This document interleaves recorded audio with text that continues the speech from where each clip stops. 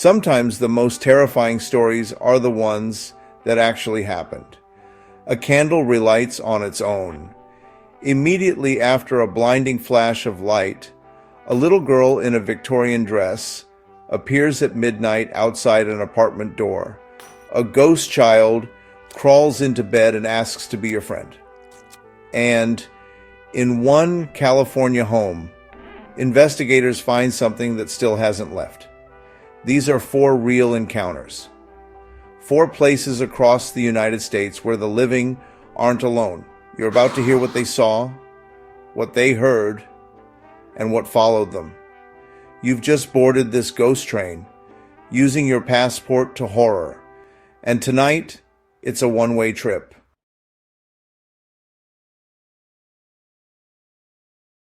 Story number 1. The Shadows of Park House, Wisconsin. The lease agreement should have been our first warning. The landlord's pen hovered over the paperwork a bit too long, his nicotine-stained fingers trembling. Quiet neighbors, he'd said, avoiding eye contact. What he didn't mention were the previous tenants, 6 in 5 years, all breaking their leases early. No explanations, just missing personal items. A single earring left on a nightstand, a child's mitten in the freezer, a wedding ring wedged between floorboards. When my sister Sam first called me about the ghosts, I'd laughed. By the 3rd month, her voicemails changed. Her voice dropped to a whisper, words slurring like she was half asleep. They're teaching me the rules: no mirrors after dark, no answering the doorbell twice. The day I arrived, the hallway seemed to stretch and warp as I stepped inside. The air smelled like wet wool and something metallic, old blood or rust. Sam's walk-in closet was worse. When she opened it, a draft curled out, carrying the scent of rotten flowers. I slammed it shut. Someone hanged themselves in there, I said, though I had no way of knowing. Later, we'd find census records showing a 12-year-old girl, Clara Voss, no relation, died in the apartment in 1932. Official cause: accidental suffocation. Unofficial: her pinafore ribbon caught on a closet hook. That summer, when our little sisters Pom and Kim visited, the apartment's rules escalated. All reflections showed movement even in still objects. The pine tree outside tapped Morse code against the window. High heels clicked through the walls at 3:17 a.m. daily. The night Sam abandoned them to go clubbing, the apartment woke up. Pom awoke to the sound of a woman sobbing behind the couch before the heel clicks started. The keyhole glowed faintly blue as unseen fingers fumbled with the lock. When Pom looked outside, the pine tree's branches had woven into a makeshift noose, swaying empty in the breeze. Below it sat the girl. Her dress wasn't just old-fashioned. It was antique, the lace disintegrating at the hem. Her left arm bent backward at the elbow, fingers splayed like a broken doll's. After Pom's scream, the apartment retaliated. Kim's hair was found woven into intricate braids each morning. Their toothpaste turned to ashes in the tube. A child's handprint appeared in condensation on the mirror, smaller than either sister's. When I moved in, the hauntings became interactive. Sam's computer displayed a pixelated figure pirouetting in the static, always facing away. One night it turned its head. No eyes, just hollow sockets dripping black code. Our friends refused to visit after the night the bedroom door locked itself, trapping us inside with the sound of fingernails dragging up the other side. Sam's descent was the worst. She began sleepwalking to the closet, reciting nursery rhymes in a language that didn't exist. She started bleeding from her fingertips after accidentally breaking mirrors. And she claimed the ghosts were just lonely as she set extra places at the table. The final straw came when our niece arrived. The scratches on her cheeks formed actual words when connected with a pen. Clara's turn. The night Mom saw the Victorian girl, the wallpaper behind her peeled away to reveal names carved into the plaster. Elise 1987, Clara 1932, Maria 1904. On my last night alone, the apartment staged its grand finale. Every light bulb exploded at once. The pine tree's shadow crawled inside through the walls. The whisper came not from the hallway, but from inside my own mouth. At dawn, the muddy footprints led not just to my door, but into my bed, the sheets imprinted with a child's body shape. The closet door stood open, a single satin ribbon tied in a perfect noose dangling from the hook. Sam moved to a high-rise with no closets. Last month, she mailed me a photo of her newborn. In the background, barely visible in the nursery mirror, a pinafore ribbon tied around a tiny, dangling wrist.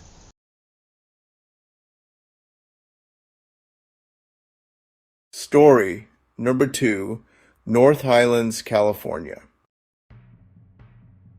The storm began the moment we crossed into North Highlands. Not a natural weather shift, but a targeted assault. Rain slashed sideways, hitting the windshield in rhythmic bursts like a Morse code warning. Donovan Turner, founder of the Sacramento Paranormal Society, gripped the wheel tighter. "They know we are coming," he muttered. The house looked ordinary, a 1970s ranch-style home with peeling blue shutters.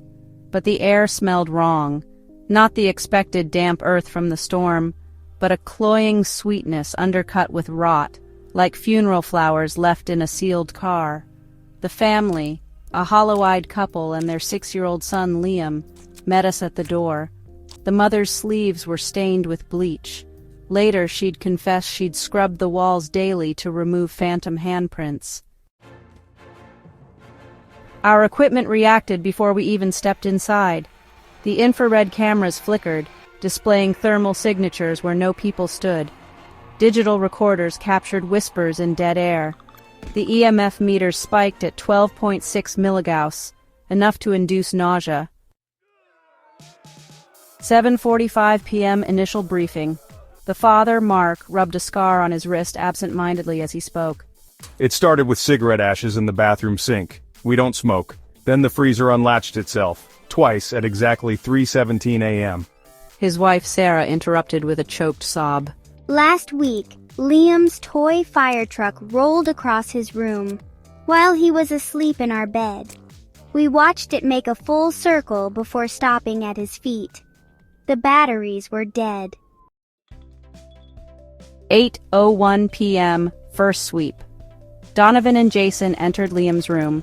The temperature dropped 22 degrees Fahrenheit in 3 seconds. Jason's EMF detector let out a sustained shriek before the screen cracked diagonally. Then came the sound, a wet, rhythmic smacking from inside the closet like a dog lapping at a wound. Jason flung the door open, empty, but the carpet was soaked with a dark, viscous fluid that evaporated before we could test it. "Something's buried in the backyard. Not deep, maybe 3 feet. It's twitching." Janet, our sensitive, vomited into the sink without warning. As she spoke, the stovetop burner ignited at full heat. No gas smell, no flame, just a searing ripple in the air. The family's framed photo launched itself off the counter, shattering against the fridge. The glass shards formed a perfect arrow pointing to the basement door. The heavy interior garage door slammed shut with enough force to crack the frame. When I tested it, the mechanism was rusted solid. No amount of force could replicate the movement. Our stationary infrared camera caught a shadow figure reaching through the closed door, its fingers elongating to 18 inches before dissolving. "Don't go in the room. She's watching you." During playback, we isolated 2 voices beneath the static. The grandfather had died in 1983, his throat torn out by a hunting rifle misfire. The coroner noted teeth marks on the bullet. As we packed to leave, Liam's bedroom door creaked open on its own.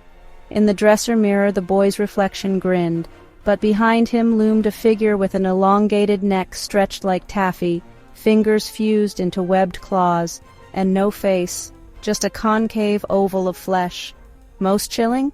Liam reached back to hold its hand.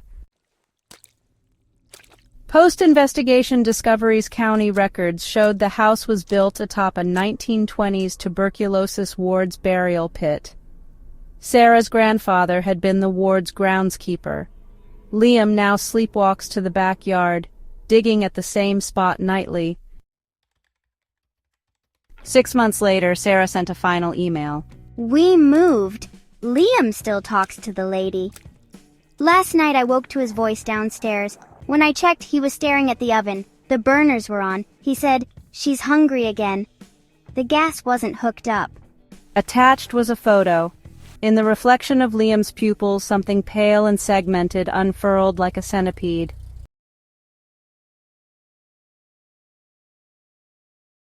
Story: Murder 3, Laughing Orbs, New York.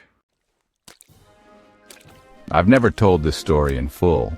Not because I doubt what happened, the scars on my psyche are proof enough, but because language fails to capture the weight of that night. How do you describe the scent of lightning when it isn't storming? The taste of molten gold on your tongue? This wasn't just a supernatural encounter, it was a collision between worlds, and I was the unwilling bridge. At 15, I was a ghost in my own life.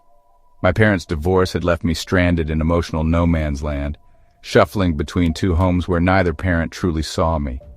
That evening, I'd retreated to my bedroom at my father's apartment, a cramped space that always smelled of mildew and forgotten laundry. The candle I lit wasn't for ambiance. It was a dare to the universe. Show me you exist. The flame behaved oddly from the start. Instead of dancing upright, it leaned toward me at a 45-degree angle, as if straining to whisper secrets.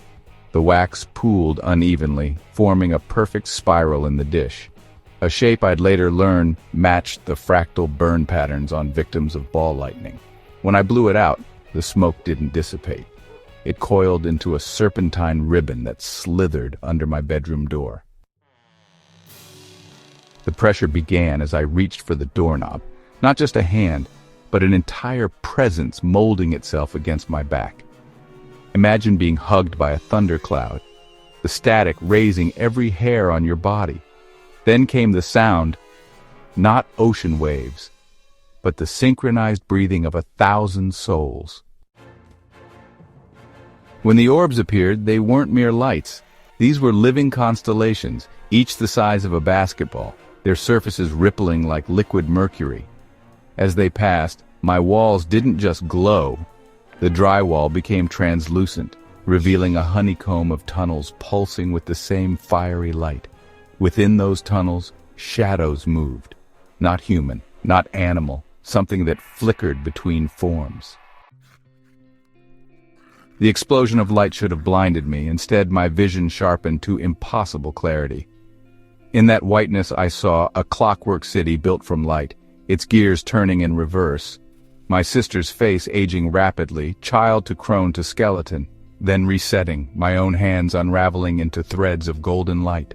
When the vision collapsed, 3 things were different.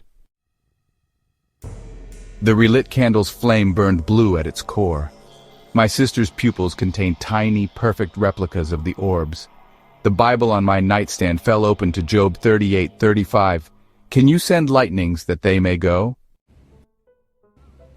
That night was only the beginning. Sleep became a battleground. I'd wake to the sound of pages turning in the Bible, though no breeze could explain it. My digital alarm clock reset itself nightly to 3:17 a.m., the exact minute the orbs had vanished. Worst were the echo visits, moments in broad daylight when the pressure would return, and for 2 to 3 seconds the world would bleach white again, leaving me gasping. My sister confessed her own horrors. Her reflection sometimes mouthed words she wasn't speaking. Her Spotify playlists shuffled to a song titled Eli's Light. No artist, just 3 minutes and 17 seconds of static with whispers beneath. She once woke to find her bedsheet branded with the same spiral pattern from my candle wax. Years later, I uncovered disturbing parallels.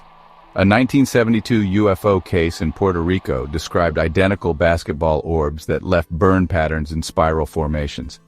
A medieval nun's diary spoke of flaming angels whose visitations caused time distortions. Most chilling.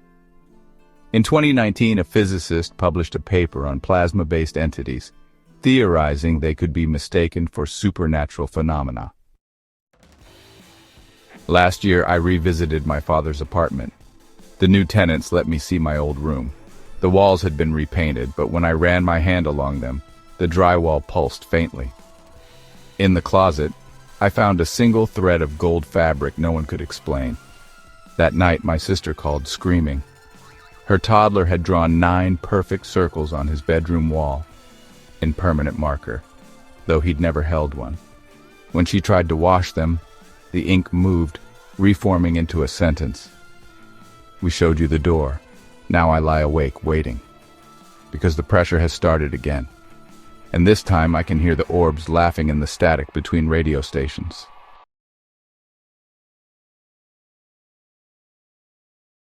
Story number 4. The House on Belmont Street, California.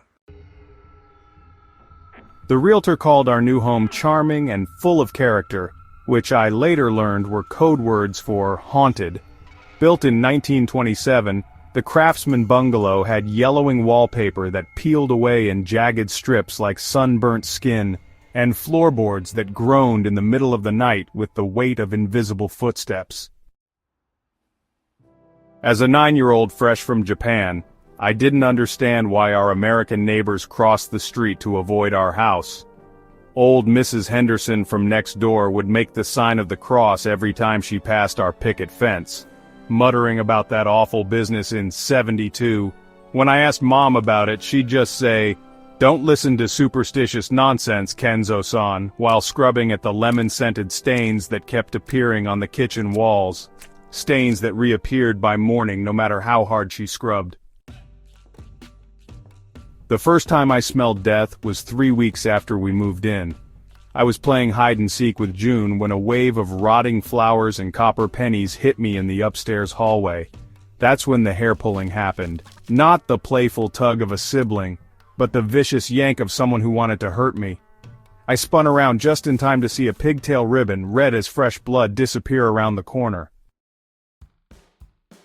The day I met Sally properly began with cold. Not just chill, but the kind of cold that makes your teeth ache and your fingers turn blue. I was searching Mom's closet for origami paper when my breath turned to fog. There she stood, a girl my age but not of my time, her pinafore dress starched and old-fashioned, her ankle socks pooled around bony ankles. Most striking were her eyes. One was hazel, the other was entirely black, like a doll's eye left too long in the sun. You can see me. She whispered.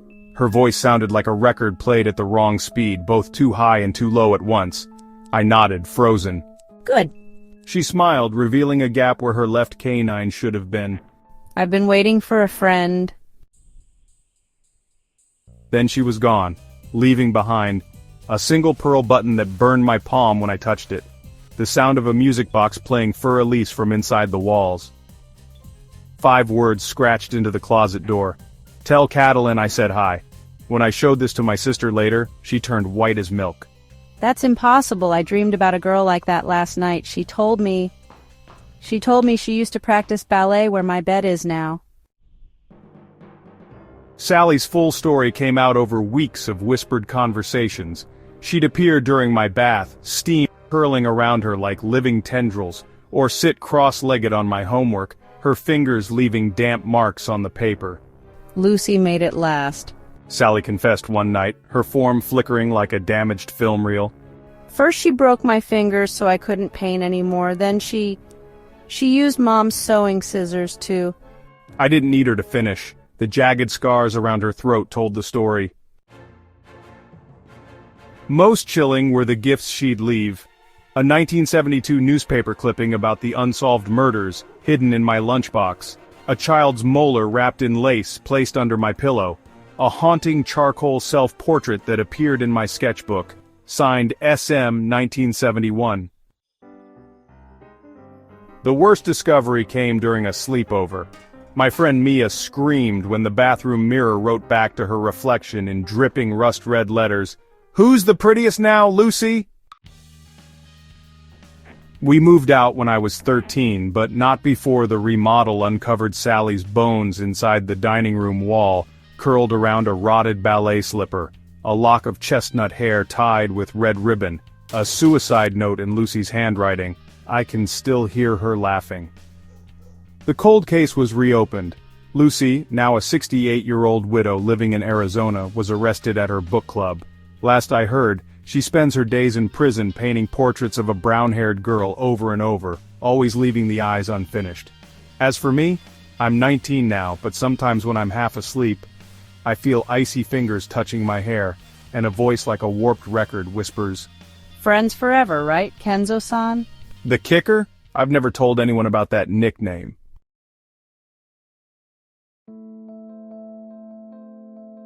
Four tales, four glimpses beyond the veil. And as our journey ends, ask yourself, was it imagination, a trick of the light, or a truth far more unsettling, that we are never truly alone? The next time you hear a whisper in the dark, don't dismiss it. You may just be on a trip using your passport to horror. Until next time, keep your eyes open and your light